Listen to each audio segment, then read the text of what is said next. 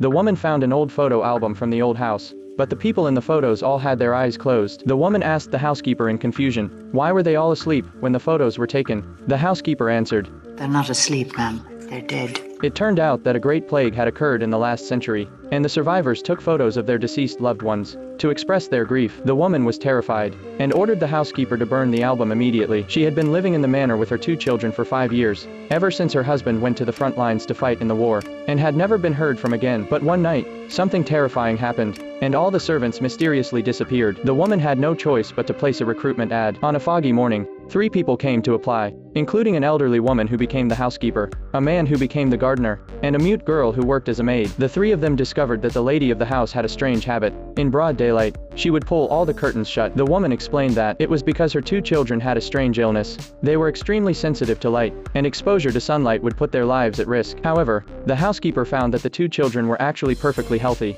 with no signs of illness at all. Are you going to be our new nanny? Yes, my dears.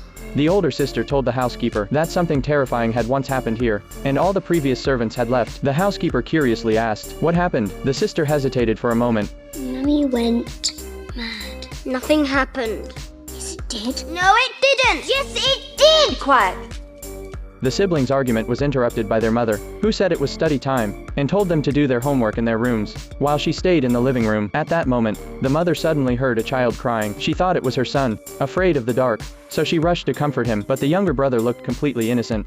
I wasn't crying, I was... The mother was very confused. Could it be that the daughter was crying instead? She ran to the daughter's room, but strangely, the daughter was perfectly fine. The mother continued to ask, and the daughter calmly said, It was that boy, What boy? Victor. the daughter also said that this little Wei had just moved in, and his father was a pianist, and he was now in the living room. Of course, the mother didn't believe this. She had just been in the living room, and there was no one there. Moreover, the doors were all locked, so how could anyone have come in? As she spoke, she turned around, only to find that the door lock had already been opened.